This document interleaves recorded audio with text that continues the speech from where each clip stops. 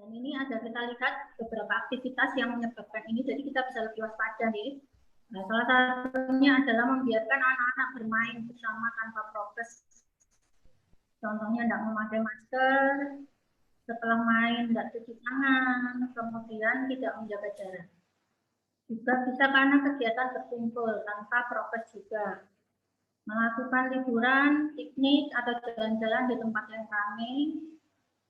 Dan bila ada yang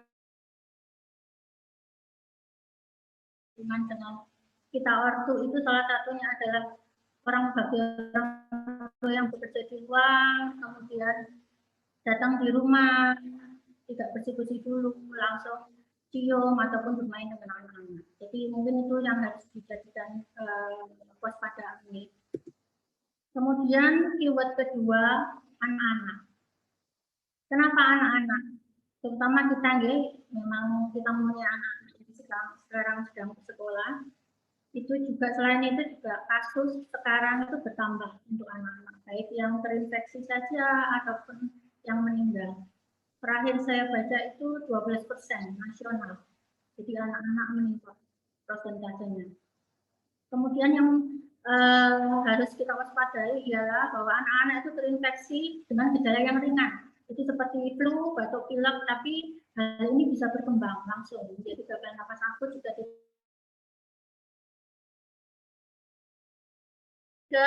tentang viral load. Jadi dikatakan ada penelitian karena ini penyakit baru ya, dan ini bisa berubah. Dikatakan bahwa viral load anak-anak itu lebih tinggi daripada dewasa. Jadi artinya bahwa mereka bisa membawa virus itu lebih banyak daripada dewasa, dan kemudian mestinya untuk menularkannya juga lebih besar. Dan yang ketiga adalah belum adanya vaksinasi untuk anak-anak sampai sekarang. Nah, ini yang terpenting peran ortu.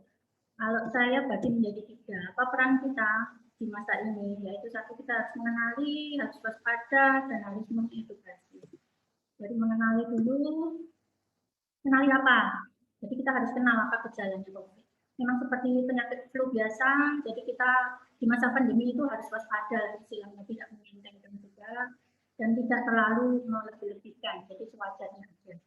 Jadi salah satunya adalah demam, batuk, pilek, nyeri tenggorokan, sakit kepala, bahkan yang sekarang itu bisa ada keluhan pencernaan seperti mual, muntah, diare, lemas, dan yang paling parah adalah adanya sesak nafas. Kemudian waspada, apa yang harus kita waspadai? Jadi kalau kita melihat anak-anak kita ada tanda-tanda seperti ini, jadi harus dibawa ke rumah sakit atau layanan kesehatan terdekat. Yaitu apa, kok anaknya biasanya aktif, kok tidur terus.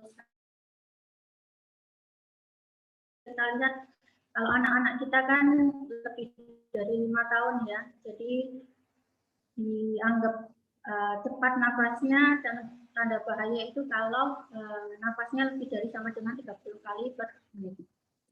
Kemudian ada cekungan di dada, ini biasanya untuk bayi-bayi ya.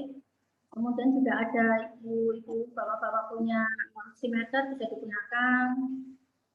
Bisa juga ditemukan saturasi oksigennya kurang dari 90%. Kemudian ada mata merah, ruang leher juga, tanpa sebab yang jelas, demam lama, kejang. Kemudian anaknya kok tidak mau makan, apa itu makan minum, makannya cepat, kencing berkurang, dan yang parah adalah terjadi penurunan kesadaran. Jadi ini harus kita waspada dan harus dibawa ke rumah sakit atau layanan kesehatan terdekat. Kemudian edukasi. Kita bisa mengedukasi apa pada anak-anak kita, yaitu satu, yang beredar di luar itu sama. Jadi mereka tetap harus di rumah, kemudian harus menggunakan masker, terutama jika pergi ataupun berinteraksi dengan orang lain. Harus menjaga jarak, kemudian mencuci tangan dengan benar. Ini saya akan dengan anak-anak betul. Dan ini yang penting juga, ini tugasnya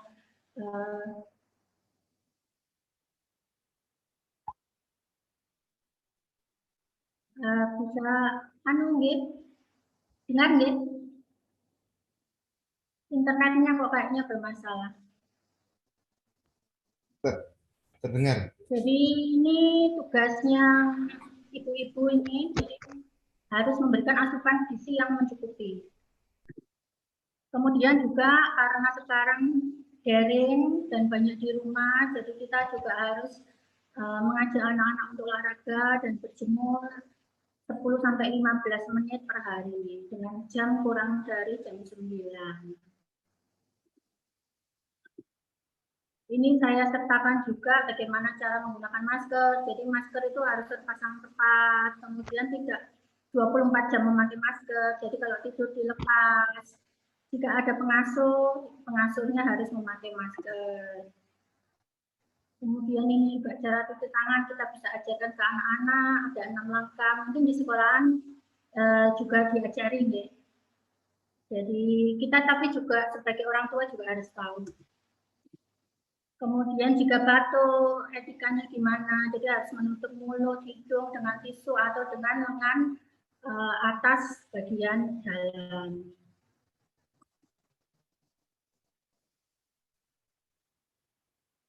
Selain itu ini juga tugasnya ibu-ibu ini disentuh seperti gagang pintu, kerang, saklar, meja, kursi, bisa dengan campuran air sabun atau desinfektan yang khusus yang sekarang banyak dijual di toko-toko.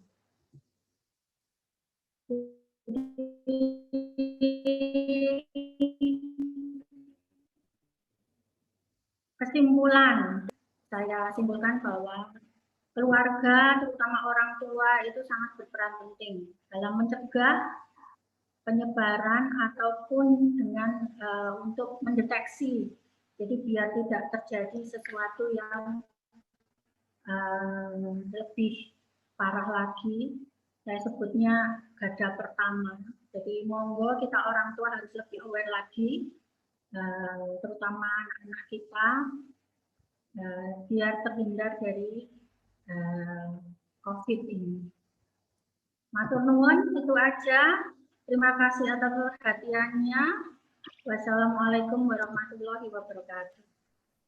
Waalaikumsalam warahmatullahi wabarakatuh. Terima kasih. Iya, terima kasih kepada Bu Ina yang telah menyampaikan materi bagaimana peranan orang tua dalam menjaga kesehatan anak di masa pandemi. Sangat jelas ya Pak Doni ya. Jadi membutuhkan peranan yang penting dari orang tua. Betul. Supaya anak-anak kita ini tetap terlindungi.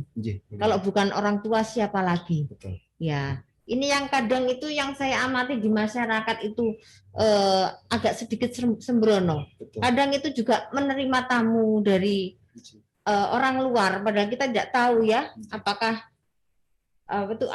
beliau yang datang ke rumah kita itu terpapar atau tidak. Jadi kalau saya ini agak protek Pak Doni. Gitu ya? Iya. Tamu hanya boleh ada di teras Pak Doni. Iya, karena ada anak kecil, ada orang tua di dalam lingkungan keluarga saya. Gitu nih Pak Doni. Terima kasih Ibu Ina, sekali lagi kami haturkan atas pemaparan materi yang sangat bermanfaat untuk kita. Iya. Kemudian sekarang sesi yang ketiga Bapak Doni. Monggo. Yaitu materi yang akan disampaikan oleh Ustaz Yusuf. Iya. Bapak Muhammad Yusuf SPSI MPD atau kita kenal dengan nama Ustadz Yusuf. Beliau merupakan founder dari Rumah Cerdas Islami. Dan beliau sudah bersertifikat ya sebagai seorang trainer. Dan langganan untuk kita hadirkan selama ini parenting di Jembatan 3. Benar sekali ya. Jadi kita sudah lama bekerja sama dengan beliau nggih. Ngoten. Kepada Bapak Ustadz Yusuf sudah mendengarkan suara kami? Siap Ibu. Siap, iya. Terima kasih Bapak Yusuf telah berkenan untuk menerima undangan kami. Langsung saja kepada beliau untuk materi ketiga, waktu kami silakan. Monggo Bapak. Terima kasih. Assalamualaikum warahmatullahi wabarakatuh. Waalaikumsalam warahmatullahi wabarakatuh. Bismillah, alhamdulillah, Allahumma shalli ala sayyidina Muhammad. Berterima kasih kepada Allah Subhanahu wa taala karena pada pagi hari ini saya Muhammad Yusuf ditemukan dengan orang-orang yang luar biasa. Pak Doni ini sahabat saya yang penuh semangat, visioner, yakin bisa membawa SDN Betari akan lebih maju dan lebih dikenal oleh masyarakat serta lebih bermanfaat. Dan yang kami muliakan Bapak Ibu SDN Betari yang tidak salah kalau saya boleh bilang menyekolahkan putra-putrinya di SDN Betari karena visinya berbudi dan berprestasi. Itu pun tentunya didukung dengan kenyataan dan hasil-hasil yang bisa dilihat dibuktikan sendiri oleh Bapak Ibu wali murid. Bapak Ibu wali murid yang dirahmati Allah serta Pak Doni beserta seluruh Dewan Guru SDN Betari yang kami hormati. Terima kasih kami Muhammad Yusuf, founder RCI diberikan kesempatan bersinergi yang kesekian kali bersama SDN Betari ini. Dan alhamdulillah kami diberikan kesempatan untuk bersama saat ini peran orang tua atau sukses orang tua saat menjalani, menikmati masa-masa PJJ bersama putra-putri tercinta. Bapak dan Ibu rahimakumullah, orang tua tentunya tidak hanya berfungsi sebagai